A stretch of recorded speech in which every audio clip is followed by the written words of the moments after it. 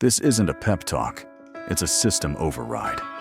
What I'm about to show rewires how your brain reacts under fire. You won't beg for peace anymore. You'll move like a strategist inside chaos. This doesn't make you better at handling emotions. It makes you immune to emotional collapse. Once you cross this line, you don't return to the old normal. You become the storm. Before we begin, this is not entertainment. It's psychological warfare in 3 phases. Part 1 reveals a brain hack designed for a single moment, the instant before your mind breaks. Not after, not when it's calm, but mid-collapse, when most people shatter and a few evolve. Part 2 exposes the hidden cost of becoming emotionally unbreakable. The warnings no one mentions about strength gone too far. Part 3 shows how to carry power without losing the last pieces of your humanity. Consider yourself warned. Stay until the end, or don't press play at all. Let's go. There is a split second before you break, where your mind either crumbles or rebuilds itself mid-collapse. That's the window this brain hack targets. It's called cognitive reframing under fire, one of the rarest, deadliest mental tools a person can train. This is not the usual think positive garbage. It's not about pretending everything's fine. It's about weaponizing your perception while everything falls apart. Most people take the hit and become it. They drown. A reframed mind converts pain into power in real time. Not, why is this happening to me? But, what part of me is being reforged? Not, this broke me. But, this revealed who I actually am. Not, I can't take this. But, watch what I become because of this. Here's the mechanism. Your brain doesn't react to events. It reacts to the story you construct about them. Change the story. Change the result. Reframe the moment and pain turns into purpose. This isn't suppression. It's transmutation. You're not denying the wound. You're directing it. You're not numbing. You're tuning in with ruthless clarity. This is the foundation of inhuman strength. You stop spiraling, stop playing victim, stop begging life to be easier, and start demanding you become harder to break. When that flips, nothing outside you has power anymore, because the battle no longer depends on what hits you, only on what you do with it. 5 drills to master this brain hack. You don't react to life. You rehearse for it. This tactic builds a psychological pre-response library. So when real pressure arrives, you've already lived it mentally. The brain doesn't fully distinguish imagined experience from real experience. Visualizing high-stress events while calm creates neurological familiarity. That familiarity reduces shock, panic, hesitation. When the real thing lands, choose your emotional Achilles heel.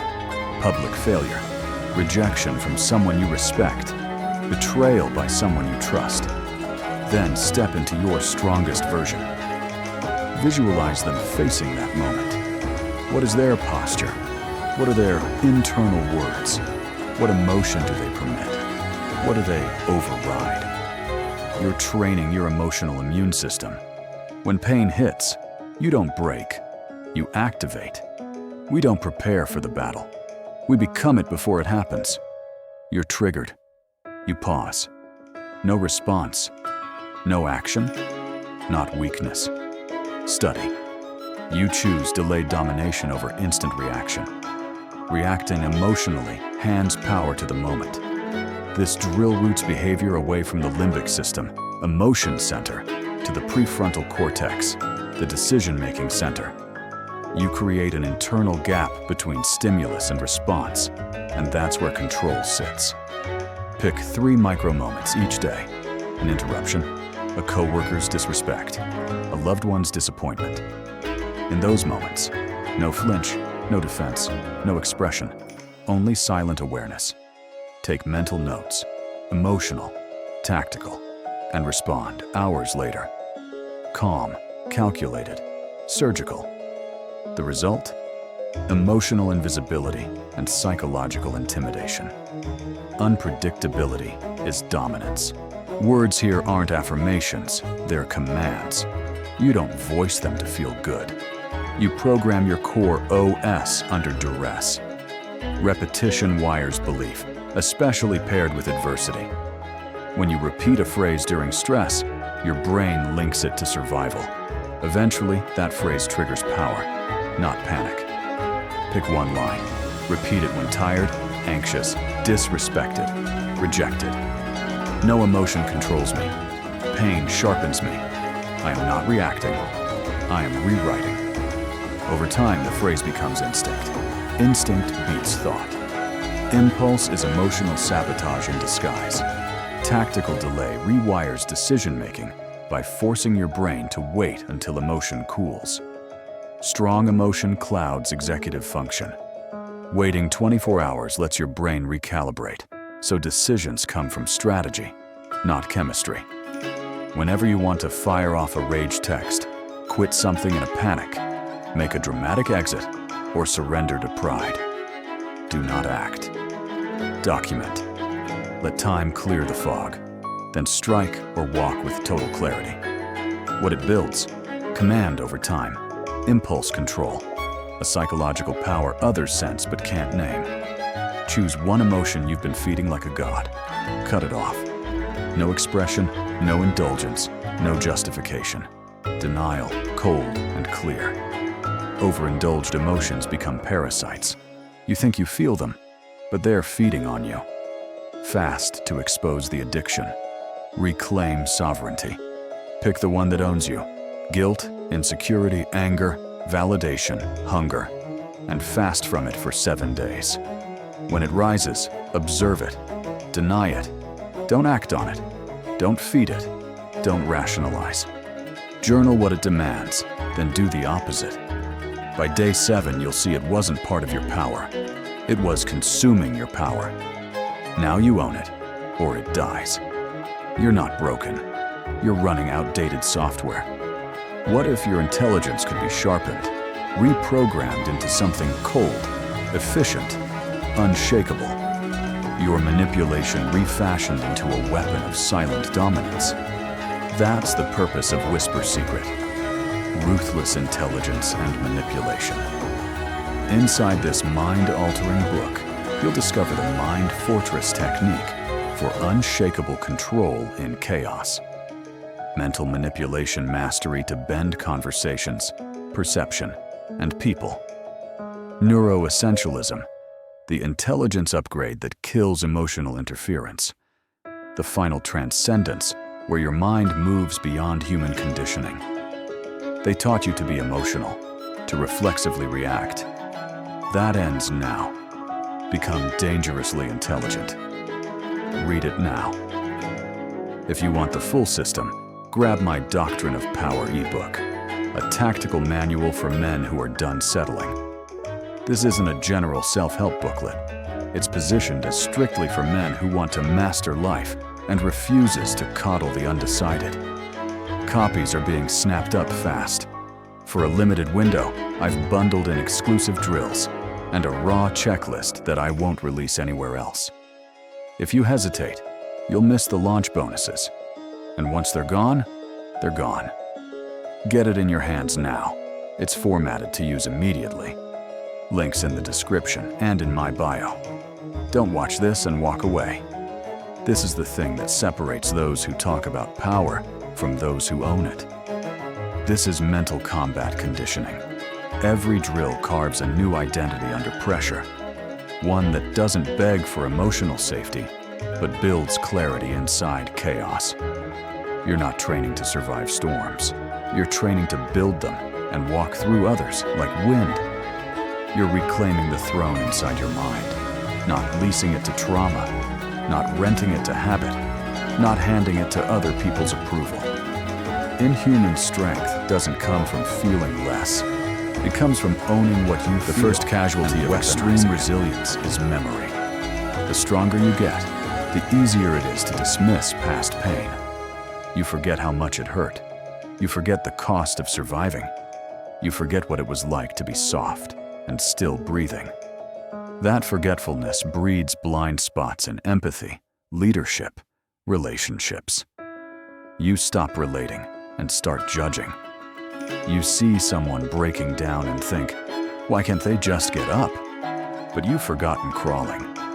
If you forget too long, you become the thing that once destroyed you. Only now, it's wearing your face. When you never show weakness, people stop offering truth. They obey, fear, project. You become a projection screen for power, not a person. That feels good at first. No resistance, no mess. But over time, control isolates you from authentic feedback. No one challenges you. No one checks you. No one tells you what you need to hear. Without that check, you don't become wise. You become untouchable and eventually unteachable. The more you harden, the more you protect yourself, not just from pain, but from connection. You stop letting people close. You stop letting them see you. You become the strong one always. Strength with zero cracks is a wall. Walls keep danger out, and everything else too. You'll notice conversations flatten. Intimacy feels inefficient. Vulnerability looks like a threat to identity. Eventually, you'll be surrounded by silence, not because people stopped talking, but because you stopped letting anyone matter. The final war is internal. Once you've trained your mind to be unshakable, once you've stopped reacting, stopped explaining, stopped needing, you hit a terrifying place. Nothing breaks you, but nothing moves you either.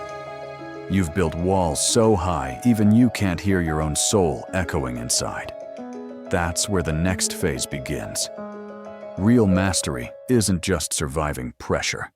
It's surviving your own power without letting it erase what made you human. Anyone can become strong when they hate weakness. But to stay human when you no longer need to be, that's rare. That's what separates the greats from the ghosts. So let's rebuild the map. Keep your spine steel and your heart intact. You've trained to override emotions, reframed pain, silenced reactions. But here's the truth. Emotion is not the enemy. Unfiltered, unconscious emotion is. Emotions carry information. Kill them all, and you lose the signal. The goal now is to listen without obeying, feel without falling. Let sadness whisper. Let anger knock. Let fear speak. But never hand them the microphone. Never let them drive. You are the translator. Extract the meaning, not the madness. This is non-negotiable. You can't be hard everywhere and stay whole. The world will demand your edge, but your soul needs one place to set the blade down. A partner who sees you. A journal where you bleed ink. A private practice where the mask comes off. A silent moment with your younger self. That place is sacred. Not weakness, but your return point. Proof you are still in there beneath the armor. Without chosen gentleness, your mind forgets how to be. Once gentleness dies, so does what made the strength worth it. This is the subtle trap. You grow strong to escape manipulation, then you begin to manipulate. You go silent to avoid chaos, then use silence as a weapon. You become disciplined to avoid pain, then inflict that pain on those who haven't earned your scars. You risk becoming the thing you survived, now speaking in your voice, wearing your face, calling itself growth. So check yourself. Why am I doing this? Who am I trying to control? Am I creating clarity or compliance? You can win every fight and still lose your soul. When no one can stop you, you must stop yourself. When you can justify anything, you need a higher authority than your ego. Enter your code, your unbreakable inner law. Rules you write when your mind is clear, so you won't betray them when your ego is loud. Make it specific, ruthless, personal. I do not punish others for my past. I never speak to control, only to reveal. I don't fake connection to manipulate. If I lose empathy, I lose the game. This is your compass in chaos, your leash on the monster, your tether to the mission. Without this code, strength morphs into power addiction. And that addiction never ends clean. One last piece. You can't grow alone forever. No matter how strong, the need to be seen persists, quieter, until it is a silent scream. Seek the rare ones, people who don't fear your silence, who don't shrink when you don't react, who challenge your thinking without trying to fix you, people who see your power and still meet you as an equal. They won't force you to soften, but they won't let you disappear either. There you find center again, not in crowds, not in applause, but in raw recognition. Connection that doesn't need you weak, to be honest. You can lead, dominate, enter any room, and control the energy. But if you lose presence, you'll forget why you built any of it. Presence is not emotion, it's awareness. It's the part of you that remembers what you felt before numbness, who you were before the silence, why you started this journey. Presence is the pulse beneath the armor. Keep it alive, or you become the armor. So here it is. You've built strength. Now build the discipline to carry it like a weapon, not wear it as a mask. Stay sharp, stay precise, stay dangerous, but never stop being human on purpose. Real power is not only being cold under fire, it's being warm by choice and still untouchable. That's the true monster. That's the real master.